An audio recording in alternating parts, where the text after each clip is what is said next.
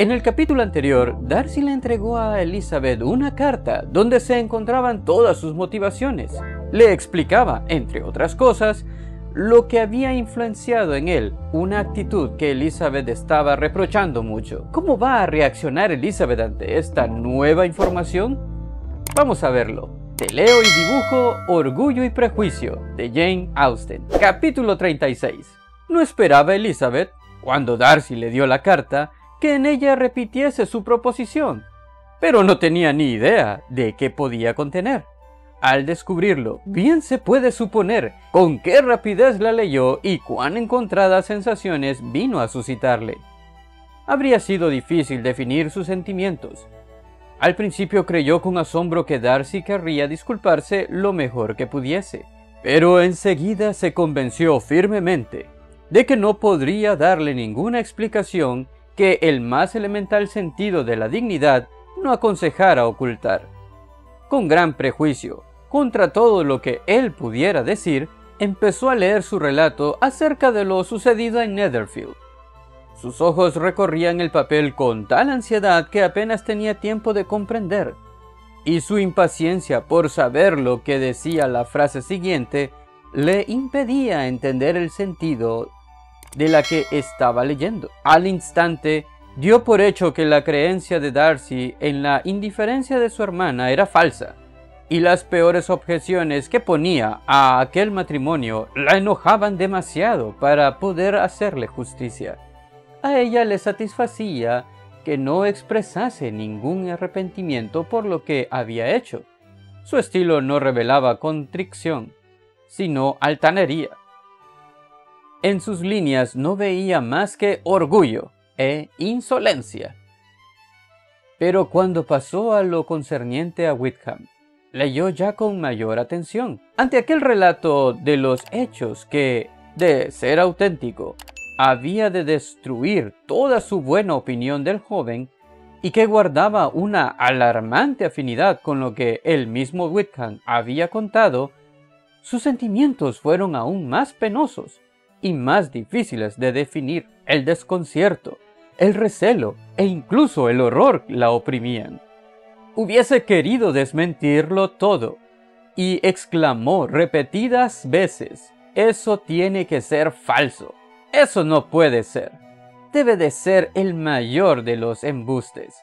Acabó de leer la carta y, sin haberse enterado apenas de la última de las dos últimas páginas, la guardó rápidamente y quejándose se dijo que no la volvería a mirar, que no quería saber nada de todo aquello.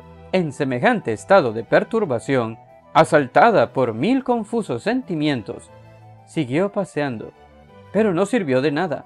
Al cabo de medio minuto, sacó de nuevo la carta y, sobreimponiéndose lo mejor que pudo, comenzó otra vez la mortificante lectura de lo que a Wickham se refería, dominándose hasta examinar el sentido de cada frase. Lo de su relación con la familia de Pemberley era exactamente lo mismo que él había dicho. Y la bondad del viejo señor Darcy, a pesar de que Elizabeth no había sabido hasta ahora hasta dónde había llegado, también coincidían con lo indicado por el propio Wickham. Por lo tanto, un relato confirmaba el otro, pero cuando llegaba al tema del testamento la cosa era muy distinta. Todo lo que éste había dicho acerca de su beneficio eclesiástico estaba fresco en la memoria de la joven, y al recordar sus palabras tuvo que reconocer que había doble intención en uno u otro lado, y por unos instantes creyó que sus deseos no la engañaban. Pero cuando leyó y releyó todo lo sucedido a raíz de haber rehusado Wickham la rectoría, a cambio de lo cual había recibido una suma tan considerable como 3000 libras, no pudo menos que volver a dudar. Dobló la carta y pensó todas las circunstancias con su pretendida imparcialidad, meditando sobre las posibilidades de sinceridad de cada relato. Pero no adelantó nada. De uno y otro lado no encontraba más que afirmaciones. Se puso a leer de nuevo, pero cada línea probaba con mayor claridad que aquel asunto que ella no creyó que pudiese ser explicado más que como una infamia en detrimento del proceder de Darcy, era susceptible de ser expuesto de tal modo que dejaba a Darcy totalmente exento de culpa. Lo de los vicios y la prodigalidad que Darcy no vacilaba en imputarle a Wickham la indignaban en exceso, tanto más cuanto que no tenía pruebas para rebatir el testimonio de Darcy. Elizabeth no había oído hablar nunca de Wickham antes de su ingreso en la guarnición del condado, a lo cual le había inducido su encuentro casual en Londres con un joven a quien solo conocía superficialmente. De su antigua vida no se sabía en Hertfordshire más que lo que él mismo había contado. En cuanto a su verdadero carácter, y a pesar de que Elizabeth tuvo ocasión de analizarlo, nunca sintió deseos de hacerlo. Su aspecto, su voz y sus modales le dotaron instantáneamente de todas las virtudes. Trató de recordar algún rasgo de nobleza, algún gesto especial de integridad o de bondad que pudiese librarle de los ataques de Darcy, o, por lo menos, que el predominio de buenas cualidades le compensara de aquellos errores casuales, que era como ella se empeñaba en calificar lo que Darcy tildaba de holgazanería e inmoralidad arraigados en él desde siempre. Se imaginó a Wickham delante de ella y lo recordó con todo el encanto de su trato. Pero aparte de la aprobación general de que disfrutaba en la localidad y la consideración que por su simpatía había ganado entre sus camaradas, Elizabeth no pudo hallar nada más en su favor. Después de haber reflexionado largo rato sobre este punto, reanudó la lectura. Pero lo que veía a continuación sobre la aventura con la señorita Darcy fue confirmado en parte por la conversación que Elizabeth había tenido la mañana anterior con el coronel Fitzwilliam. Y, al final de la carta, Darcy apelaba, para probar la verdad de todo, que al propio coronel, cuya intervención en todos los asuntos de su primo Elizabeth conocía por anticipado, y cuya veracidad no tenía motivos para poner en entredicho. Estuvo a punto de recurrir a él, pero se contuvo al pensar lo violento que sería dar ese paso, desechándolo. Al fin, convencida de que Darcy no se habría arriesgado nunca a proponérselo sin tener la absoluta seguridad de que su primo corroboraría sus afirmaciones. Recordaba perfectamente todo lo que Wickham le dijo cuando hablaron por primera vez en casa del señor Phillips. Muchas de sus expresiones estaban aún íntegramente en su memoria, aunque se daba cuenta de lo impropio de tales confidencias a una persona extraña, y se admiraba de no haber caído antes en ello. Veía la falta de delicadeza que implicaba el ponerse en evidencia de aquel modo, y la incoherencia de sus declaraciones con su conducta.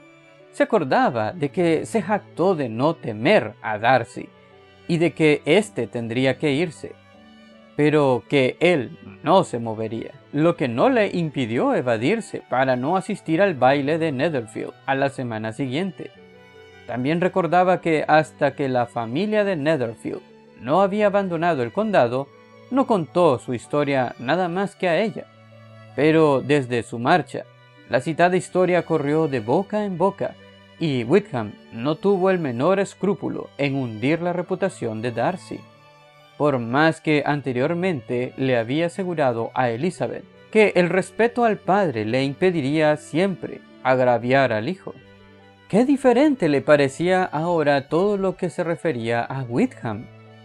Sus atenciones para con la señorita King eran ahora única y exclusivamente la consecuencia de sus odiosas perspectivas de cazador de dotes, y la mediocridad de la fortuna de la señorita ya no eran la prueba de la moderación de sus ambiciones, sino el afán de agarrarse a cualquier cosa.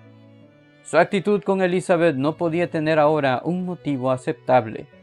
O se había engañado al principio en cuanto a sus bienes, o había tratado de halagar su propia vanidad alimentando la preferencia que ella le demostró incautamente. todos los esfuerzos que hacía para defenderle se iban debilitando progresivamente. Y para mayor justificación de Darcy, no pudo menos que reconocer que Bingley, al ser interrogado por Jane, proclamó tiempo atrás la inocencia de Darcy en aquel asunto, que por muy orgulloso y repelente que fuese, nunca, en todo el curso de sus relaciones con él, relaciones que últimamente les habían acercado mucho, permitiéndole a ella conocer más a fondo su carácter, le había visto hacer nada innoble ni injusto, nada por lo que hubiera tachársele de irreligioso o inmoral, que entre sus amigos era apreciado y querido, y que hasta el mismo Wickham había reconocido que era un buen hermano. Ella también le había oído hablar de su hermana con un afecto tal que demostraba que tenía buenos sentimientos. Si hubiese sido como Wickham le pintaba, capaz de tal violación de todos los derechos, habría sido difícil que nadie lo supiera. Y la amistad entre un ser semejante y un hombre tan amable como Bingley habría sido incomprensible. Llegó a avergonzarse de sí misma. No podía pensar en Darcy ni en Wickham sin reconocer que había sido parcial, absurda, que había estado ciega y llena de prejuicios. ¿De qué modo tan despreciable he obrado?, pensó. Yo que me enorgullecía de mi perspicacia, yo que me he vanagloriado de mi talento, que he desdeñado el generoso candor de mi hermana y he halagado mi vanidad con recelos inútiles o censurables. Qué humillante es todo esto, pero cómo merezco esta humillación. Si hubiese estado enamorada de Wickham, no habría actuado con tal lamentable ceguera, pero la vanidad, y no el amor, ha sido mi locura. Complacida con la preferencia del uno y ofendida con el desprecio del otro, me he entregado desde el principio a la presunción y a la ignorancia, huyendo de la razón en cuanto se trataba de cualquiera de los dos. Hasta en este momento no me conocía a mí misma. De sí misma a Jane y de Jane a Bingley, sus pensamientos recorrían un camino que no tardó en conducirla a recordar que la explicación que Darcy había dado del asunto de estos le había parecido muy insuficiente, y volvió a leerla. El efecto de esta segunda lectura fue muy diferente. ¿Cómo no podía dar crédito a lo que Darcy decía sobre uno de los puntos, si se había visto forzada a dárselo en el otro? Darcy declaraba haber sospechado siempre que Jane no sentía ningún amor por Bingley, y Elizabeth recordó cuál había sido la opinión de Charlotte. Tampoco podía discutir la inexactitud de su descripción de Jane.